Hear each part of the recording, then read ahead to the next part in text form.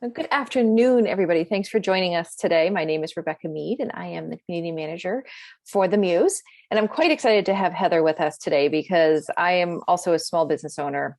And whenever I start thinking about the holidays and everything that I have to do personally, and then, of course, what do I have to do for my clients and making sure that they feel appreciated and loved this time of year, I just start to stress out a bit. So I'm looking forward to learning what Heather has to share with us today about decreasing stress and just thinking about it makes me stressed. So, Heather Skaanning is a life coach and a partner of the Muses and the Hive in Chester, and I was introduced to her through our nice relationship with the Hive.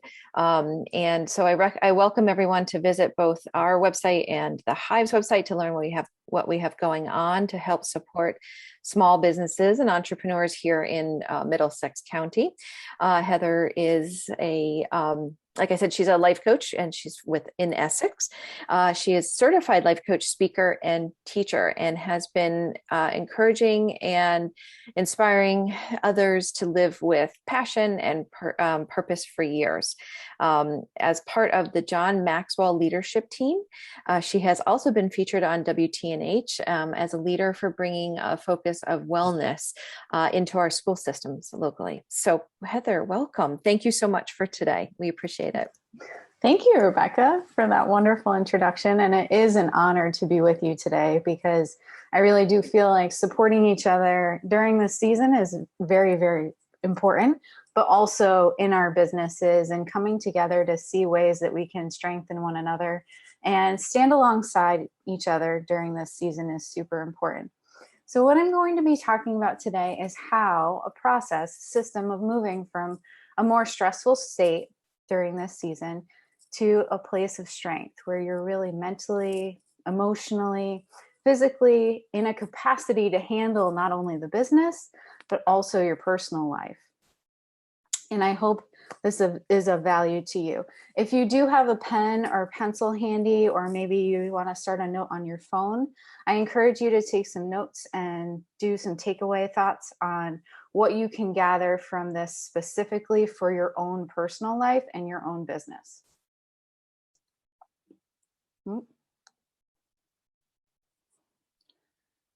Right now, I just want you to start to think about what was one of the reasons for starting your own business. Maybe you have many different ideas of why you've started your own business.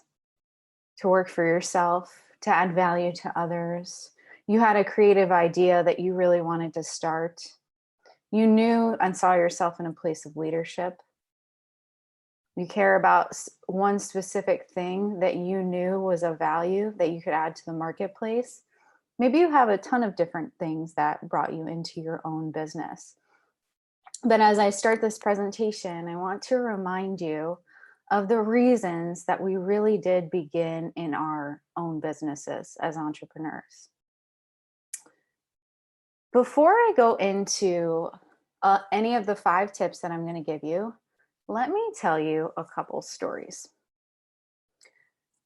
I knew a family friend who was very, very special to me, and she owned her own law firm.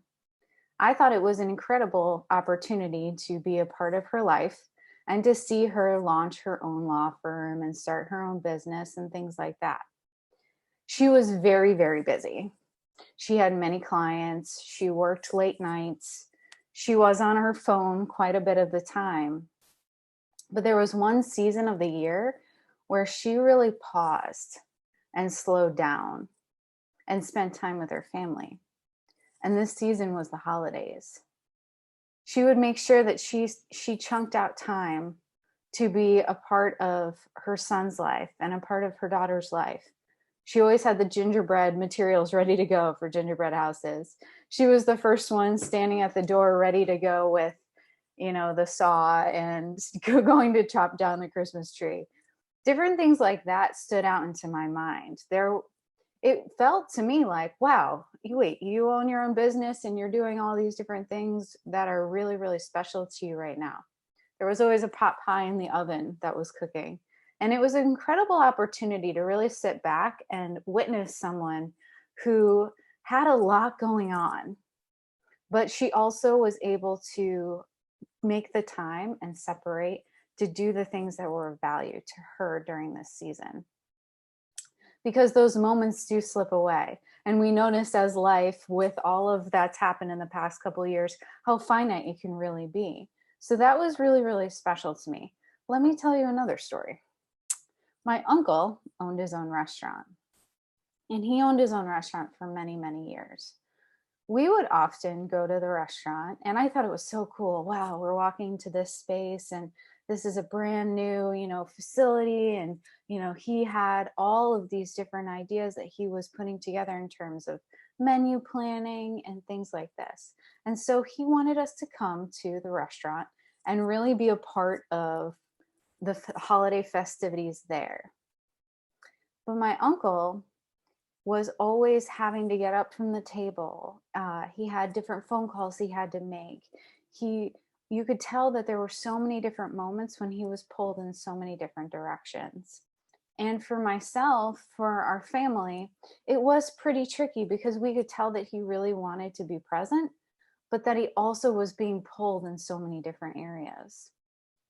These two people, granted, the restaurant industry is much different than owning your own law firm, but they both had their own businesses.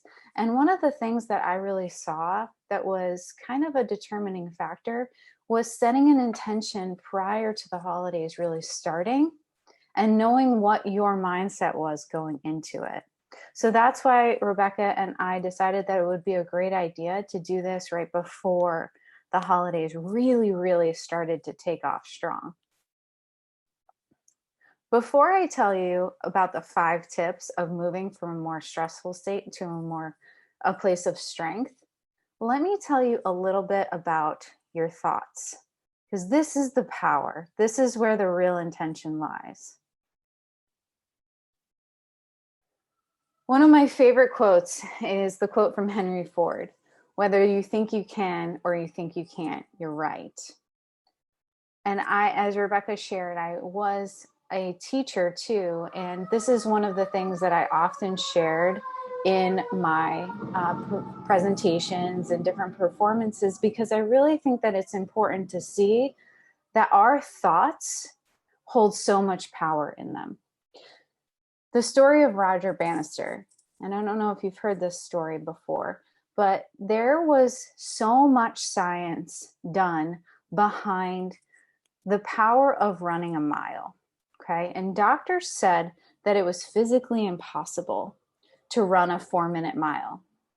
They said that if you tried to run the 4-minute mile, that at the finish line, the human body would actually physically combust. It wasn't possible.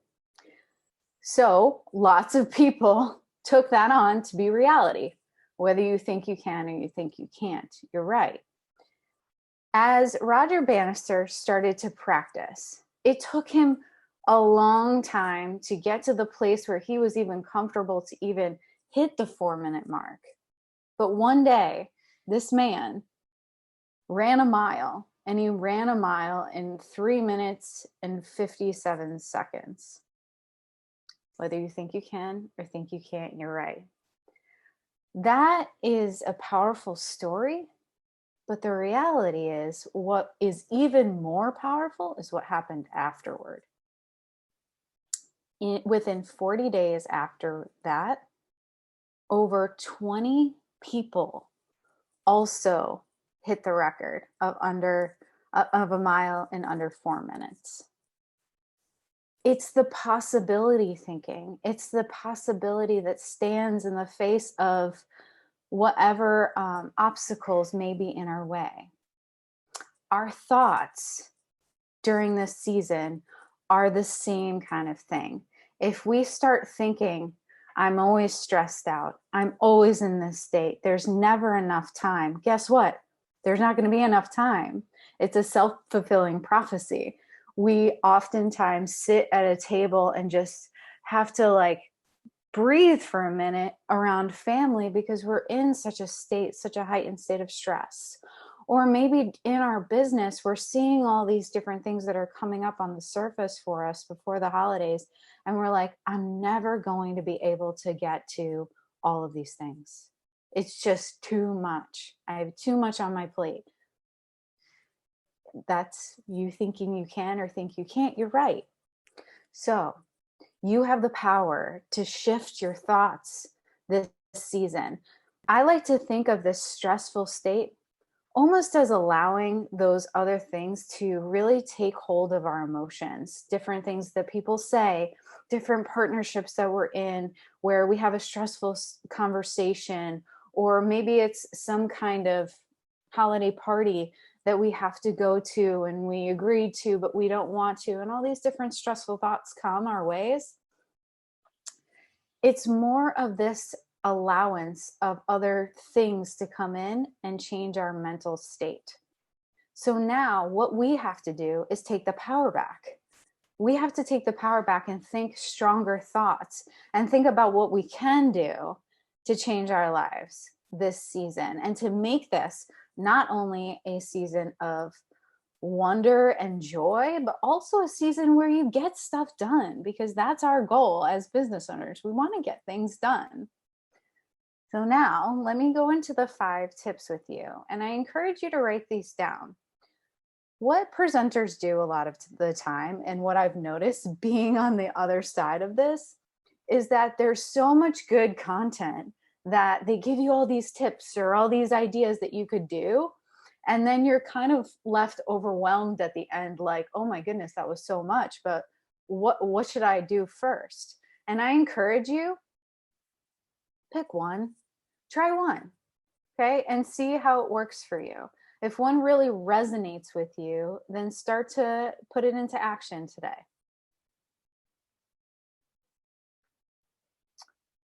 The first one is to stay grounded.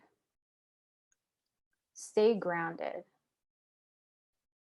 When we get into a stressful state, anxiety, worry, fear, all of these different emotions surround us. And I was recently talking to a client of mine, and she said, Heather, there's so much going on right now. Oh my goodness. And she's like, I feel like I'm almost like floating in all these emotions. And it's because of that sense of that grounding is not present. So the first step is to stay physically, mentally, emotionally, and spiritually grounded.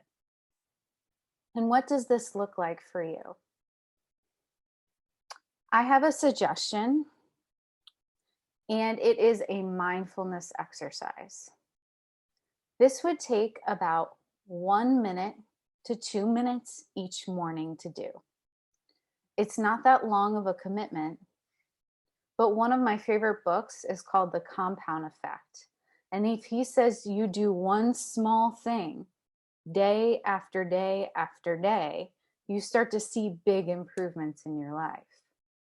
So this mindfulness exercise really brings you to a state where you put your feet on the floor, okay? You put all of your feet on the floor, your heels included. And you think to yourself about large roots growing out of your feet. And as you're thinking about these large roots growing out of your feet, think about them growing deep into the ground. Deep, deep into the ground, beyond the floors of your house, into the soil, and then almost wrapping around boulders or something large in the ground to assist you. When you look at the massive trees, and especially being in this beautiful area, think about those large roots that are in the ground. That's what makes all of the storms okay. They're still able to stand because these roots are what are so strong. And when you think about this each day, you can close your eyes and just put your feet on the floor and really ground yourself in the intention. But what's also really important is that you're committed, okay? because this is one of those practices that I've actually done in my daily life, and it has helped so much. But if you do it once, you're probably not going to see anything. But if you do it day after day after day, especially during this season, you're going to notice, hey, I'm getting centered. I'm getting grounded. I can do this day. Step number 2, be aware of guilt. Oh my goodness, this is like the thief in the night sometimes for us. I like to think of guilt having 2 sides, okay? There's a positive mindset around guilt. It can be really useful. For example, when I was in 2nd grade, I used to play with these little tiles, and during my school day, maybe it was even younger than that, maybe 1st grade, we would play with these little tiles to do different math equations. One day, I came home with a tile in my pocket. And my mom said, "Where did you get that from?" And I said, "Oh, it's from school." And she was like, "Nope, you took that from school?" And I said, "Yeah, I did." And she made me go back to the school. Thank goodness the teacher was still there. She made me apologize to the teacher for taking it. And I felt guilty because that's a good sense of guilt.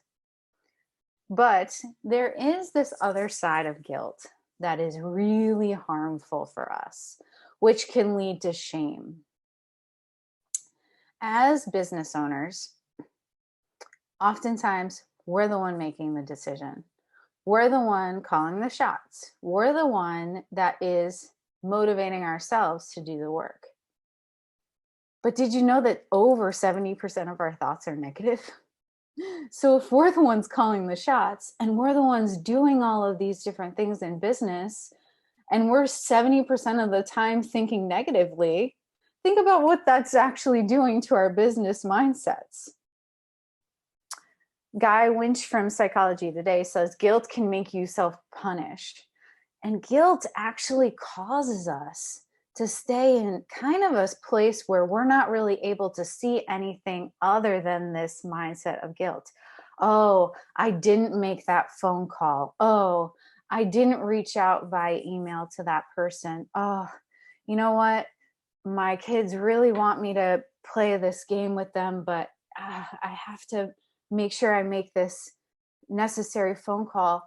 Often the times what I've noticed in our lives is that this guilt is self-imposed. Maybe someone else isn't really thinking badly of you, but you're putting this on yourself. Guilt can actually cause us very little to get done too, because we get into this negative mindset where we're starting to spiral. And rather than face one thing or do one thing, it just feels like a huge weight on our backs. So this season, guilt, be aware of it, okay? Maybe you don't even do anything about it. Maybe you just know that the emotion is there, but try to stay mindful of it. Because when you stay mindful of it, you can move to step number 3. Change your mindset to think grace. Now, oftentimes people say, "Oh, have grace," right? And you're like, wait, but is that really helpful? Is that really moving the needle forward in my business and in my personal life to have grace with myself? But here's the thing, is that when you have more grace for yourself and you're a self-motivator, which you are, and you want to get things done, you're under pressure. And that's what courage is. When you step into a space of saying, "Hey, I'm going to do this thing because, yeah, I recognize how much I've already done. I see that I want to move forward and I'm going to step into it." It's all a process of being a little bit kinder to yourself in this time. ask yourself the question, how have I done well this year? How have I done well? Have I done well with connections? Have I done well with time management? Have I done well in completing the goals that I've actually set out to do? What's one thought that you can hold on to today that is true? So if you're thinking guilt and you're thinking different ideas, different negative thoughts, be aware of that and then say, well, is that 100% true? Probably not. But what do I know is true? And maybe it's the fact that you're a go-getter, or maybe it's the fact that you really are an effective communicator, or that you brought in 2 other people to your business this year, or that you've totally transformed what you thought it was going to look like in the beginning of 2021 to the end of 2021.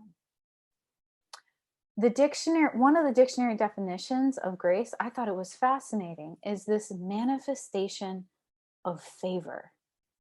When you start to think more grace for yourself, for your business, and just put a little bit of a pause on your own physical and mental and emotional state, you're going to see more things start to come your way. And that takes us to number 4.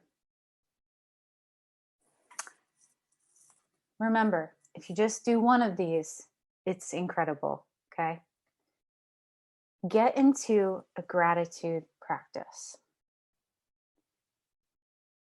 Now, we know that there's different research out there on how long it takes to actually form a habit. But 21 days is a good amount of time to really think about what you are grateful for. Now, 21 days before Christmas, different things like that, people say, how about 21 days of gratitude? Okay, maybe you start this now thinking, no, I'm not going to wait until Thanksgiving's over. I'm going to start this now. I had a meeting the other day and someone said, you know what, 2022 starts now. I'm not going to wait until the end of December. I'm going to start to get into a better practice. But here's what I would recommend, is that you start to use a gratitude practice to reflect on all the things that happened this year. All the wonderful things that really came into your business, into your life. And we know that different things that we've had to change throughout this season. Of course, we've had to learn new digital things. We've had to get on different kinds of platforms in order to make our businesses more successful. But here's the thing, is that you've done so much good. And that when you start to really see it, you're going to notice how grateful you are for the things that you did do. John Maxwell likes to talk about one of his laws is the law of reflection. We don't do this often enough. He takes 1 week at the end of the year and he reflects on all the things that happened in his past year.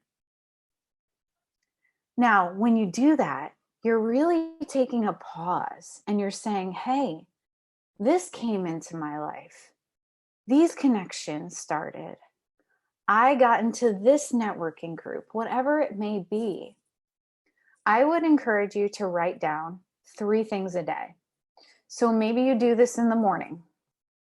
Maybe you do this at night. Maybe this is a really good midday activity for you to do and get pretty grounded in gratitude.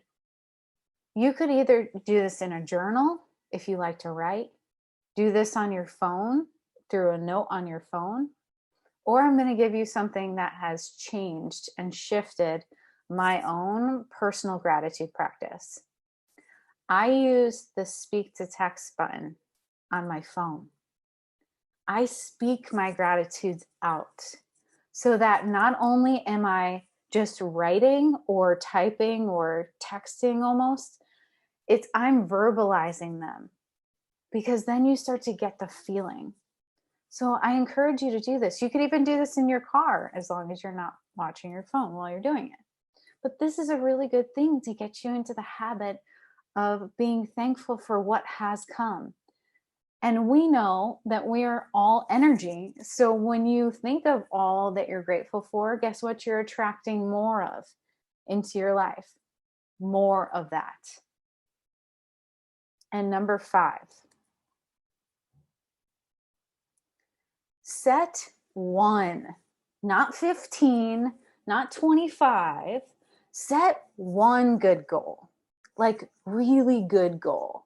So it might be something that's hard to accomplish, which means that you're going to have to stretch a little bit to achieve it, but you know that it's doable this season. So if you're thinking about the end of December, what is one goal that you can set for yourself? Is it to reframe your website? Is it to restructure your financial portfolio? What is one good goal? Make it achievable, but also make it stretching so that when you get it, you're going to be proud of yourself. I wrote here all different kinds of examples. Performance. Maybe your performance, you want to set a goal to do 2 speaking engagements. Maybe it's around people.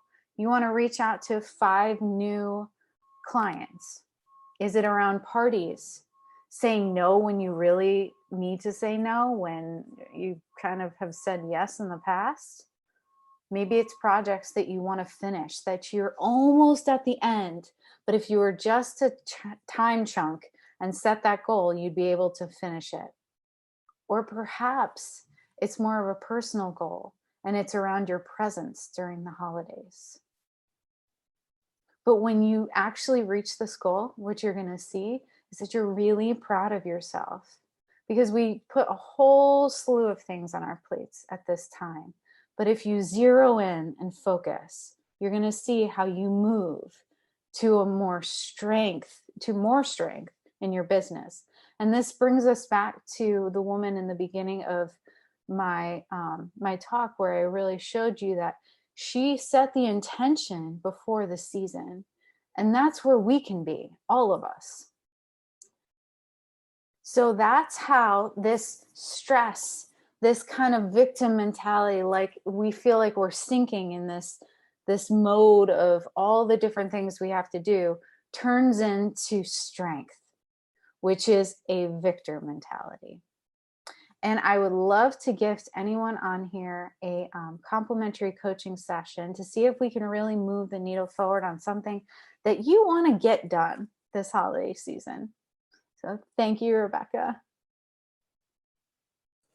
Thank you, Heather. Just hearing those 5, I can kind of say, okay, I need to put a little plan in place to try to get some of, to integrate some of those.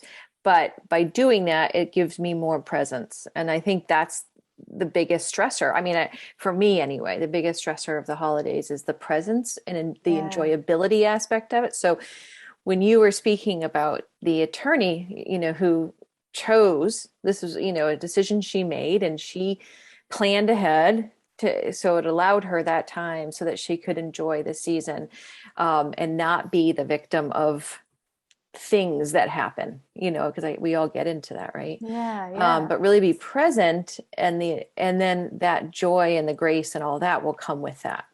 Absolutely. Because you'll be so much more aware of that. Mm-hmm. Yeah. And I think we've gotten into this, like, I don't know if we call it like an award or some kind of recognition, like the busier we are, the better person we are. Like we have all of these things that we need to handle. I don't, and I got to tell you, it's not a fun place to be when you feel that amount of pressure on you to be everything to everyone. So making those decisions. Yeah. And oftentimes, so many of us are a type A kind of people where we really just want to make sure everything is done on our list and check everything off. And it's almost this sense of really pausing and seeing how hard we can be on ourselves, Right. and what we really need to step back and take a little bit of like you were saying in the beginning, like refocusing the lens just a little bit. Mm-hmm. And I think, when you were talking about the awareness of guilt and then the opposite of allowing for the grace, I kept thinking to myself, well, how often do we compare ourselves to what we see on social media? Like, I have to have these beautiful cookies, and I have to have the perfect house, and I have, all of these things that we layer on top of ourselves, kind of self-induced stress, right? Absolutely. Yeah. But how harmful that is to make those comparisons. Yeah, and we know that comparison is the thief of joy of what you Mm, have. And it's so fascinating you say that, because I was listening to something this morning that was talking about how when you get a garment and it has different tears, or if it's like a lightly used garment, right? You get it from a consignment shop and it has these tears or whatever that may be on it. There there was a tag, and this man got this garment. There was a tag, and on the tag it said, beware of the little tears or rips or whatever it may be, um, but know that it's because it's authentic. mm, And just seeing that, knowing that our story, what we see on like social media and things, oftentimes it's not even reality of what's going on behind the mm, scenes. And mhm. how we try to put our best selves out there, but the who you are authentically is what's going to come through in your business regardless. So might as well show up like that, and especially during this season where we can kind of come in strong and know that that's who we are. Absolutely. And I think, you know, when we are trying to be so perfect, we take our personalities out of it. And that's why people do business with us for the most part, right? I mean, Yeah. it's because they like us, they trust us. We are who we are authentically in that relationship. And so when you remove that authenticity, I think you remove the real core of why people do business together. Yeah, Yeah. exactly. Yeah. The So likability factor is your uniqueness. absolutely. Absolutely. So I don't see any other questions coming in through the chat or the Q&A, but if there are any, please get them in so Heather can answer them. But I think this is such a great time to talk about this before we do get into that craziness, when Thanksgiving gets over and we're, are we going to be at that Target door at 2 a.m. when they open on, Black Friday? Or are we going to say not important, it'll happen and all. But it's so easy to get wrapped up in the craziness of the season It and what is. we think people expect of us. Absolutely. You just hit a gold mine there, what we think people expect of us, right? Mhm. Because oftentimes they're in their own heads too. I mean, Mm, everybody's got their own things going on, so they're not really thinking much. Or we do that self imposed guilt kind of thing where we're like, oh man, I'm supposed to do this, or yep. I have to bring this dish to so and so, or I really should do gifts for all of, whatever it may Hmm. be. Yeah, that should is not a nice word. So No, I'm that trying to should. remove it from my vocabulary. The should, would, So and could, right? exactly, exactly. So thank you so much, Heather. This was really Thank you. great. Really good tips to help us be more present and really get to enjoy the holidays, so that that we enjoy them not only in our business but also in our personal life. Yeah, thank you, Rebecca. I really Thank appreciate you. you having me. Yeah. Take care. Thanks so much. Okay, thank you.